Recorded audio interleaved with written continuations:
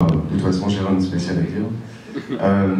Mais il y a énormément d'étrangers à Bangkok, environ 500 000 personnes, à peu près 90 000 permis de travail.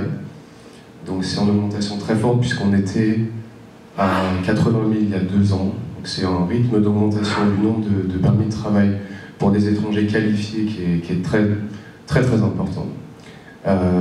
Et donc, plus toutes les personnes qui ne sont pas enregistrées ou les personnes qui ne sont pas employées ici, qui sont par exemple des retraités ou des businessmen ou autres, les gens qui vivent entre Bangkok et l'Europe par exemple, il y a une vraie difficulté à trouver un service de qualité quand on est à la recherche d'une maison. Souvent les agents thaïs ne comprennent pas très bien ce qu'on cherche, que ce soit en termes de goût, en termes de langage, c'est difficile. Voilà, donc ça c'était le constat de base. Au début, moi je voulais importer du vin en Thaïlande. Heureusement que je ne l'ai pas fait parce que la plupart des gens qui ont essayé sont complètement plantés. Donc c'est plutôt une bonne chose. Et on a monté ça avec une japonaise, une thaïlandaise et un belge. Bon, moi je suis français, mais peu importe. C'est pas une entreprise qui a vocation à être francophone. C'est pour ça qu'on n'a même pas de traduction française sur le site et que le slide d'ailleurs est en anglais. On veut se démarquer de la concurrence en essayant d'être le plus généraliste possible par rapport au type de clientèle qu'on sert. Mais cela dit, on est très spécialisé. Ce qu'on fait, c'est qu'on est uniquement, en termes par rapport à nos efforts commerciaux, on est uniquement sur Bangkok, sur le centre de Bangkok. On ne travaille quasiment pas sur les zones suburbaines ou extra-métropolitaines. On travaille assez peu sur les îles, Phuket et Samui, parce que ce n'est pas du tout notre marché, il y a des gens qui font ça très bien. En revanche, ce qu'on fait, comme j'explique ici, c'est qu'on est... une de nos premières particularités, c'est qu'on est ce qu'on appelle une start-to-finish property agency. Donc, on essaie de tout intégrer verticalement dans le service. Entre la première prise de contact avec les expatriés avant qu'ils arrivent à Bangkok, en général, plusieurs mois avant d'arriver à Bangkok, ils ont déjà besoin d'informations sur la ville, sur les quartiers où habiter, sur les écoles.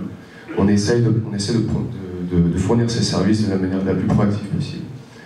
Pour qu'avant que les expatriés arrivent à Bangkok, ils sachent déjà ce qu'ils vont chercher, où ils vont habiter plus ou moins, et on perd un minimum de temps. Vous savez très bien que la plupart des gens vous demandent les mêmes choses. Enfin, je ne sais pas pour vous, mais 80% de nos demandes, c'est je vais adresser Sukhumvit entre Asok et Kamai. C'est assez simple. Je veux un condo où j'ai entre 50 000 bahts de budget et 200 000 bahts, parfois beaucoup plus pour les heureux CEO et diplomates. Il y a aussi beaucoup d'investisseurs étrangers. Donc ça, c'est notre activité est répartie équitablement entre les locations et l'activité d'investissement à laquelle on a adjoint une activité qui est aujourd'hui extrêmement profitable pour nous et très intéressante de rénovation. Donc ça, dans le système de start to finish, sur la location, c'est du début de la première prise de contact, plusieurs mois avant la relocalisation, jusqu'à la fin du contrat et le remboursement du dépôt. On fournit un service complet, y compris des femmes de ménage, des aides pour les inscriptions à l'école et autres. Mais sur la partie investissement, on propose aussi des packages, où on parle avec des clients. La plupart de nos clients sont offline, comme on dit, c'est-à-dire qu'on recrute très peu online pour le moment. On n'a pas vraiment le temps de le faire. Mais on fait de plus en plus au fur et à mesure qu'on recrute. Mais on propose aujourd'hui des biens qui ont du potentiel quand on les rénove. On se rend bien compte que la plupart des acheteurs se concentrent sur des produits neufs.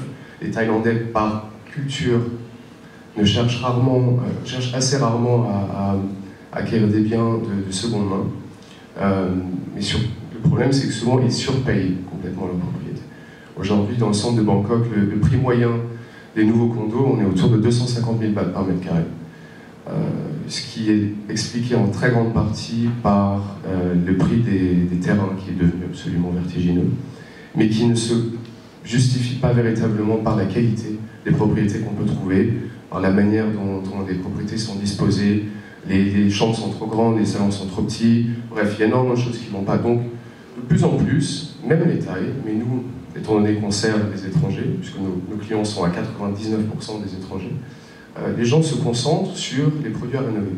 Donc des biens qui ont entre 30-35 ans et 10 à 15 ans d'existence, qui sont assez grands, qui sont très bien placés et qu'on peut trouver encore à des prix qui défient toute concurrence pour n'importe qui a vécu par exemple à Paris, à Londres, je ne parle pas de ceux qui sont à Hong Kong et à Singapour, on peut trouver aujourd'hui autour de 100 000 bahts par mètre carré, voire même beaucoup moins, des biens qui ont un potentiel absolument exceptionnel d'appréciation.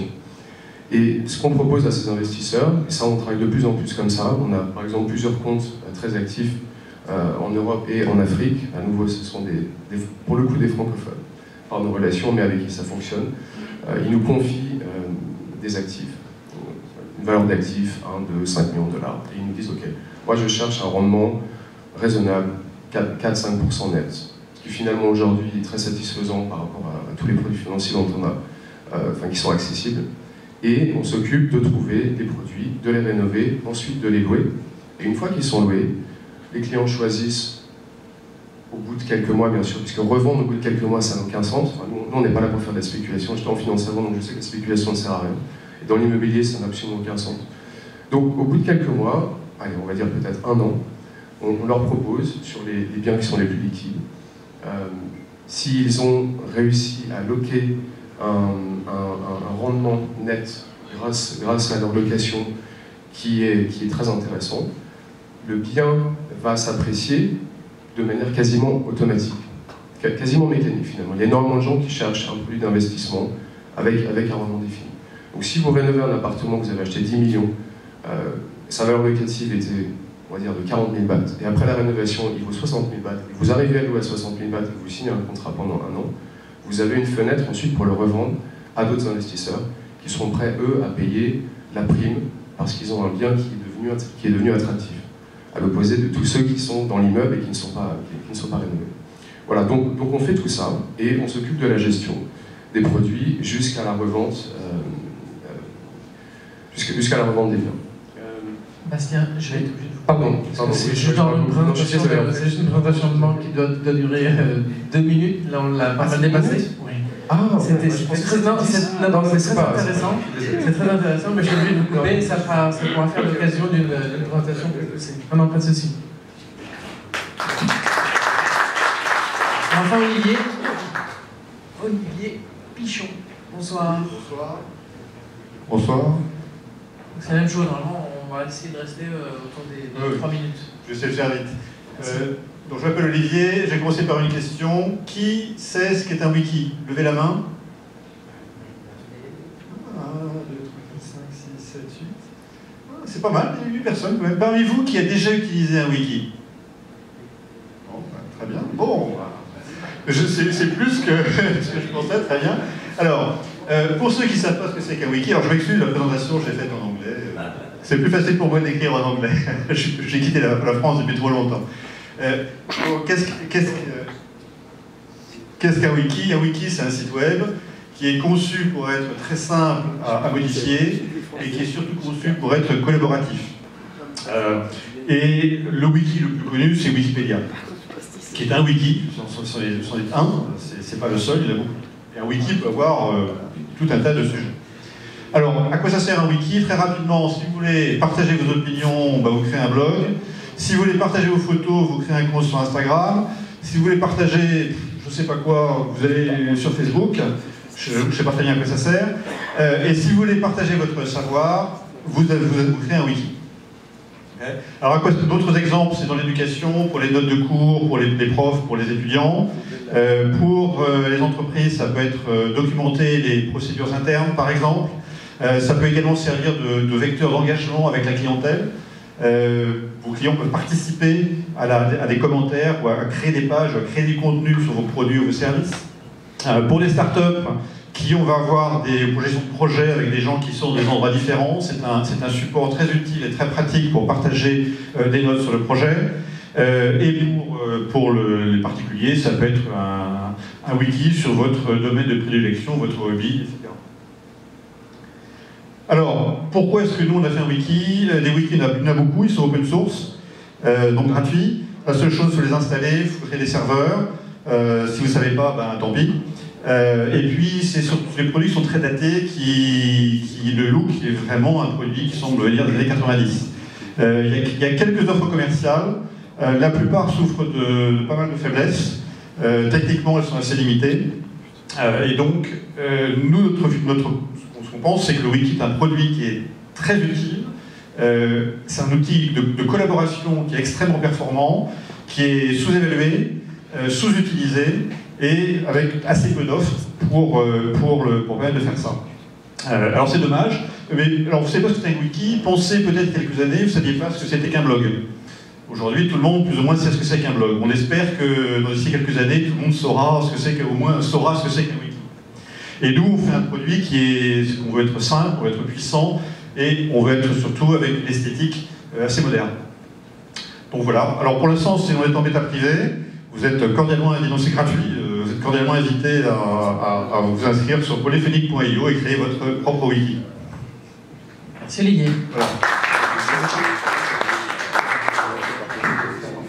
Merci. Tac.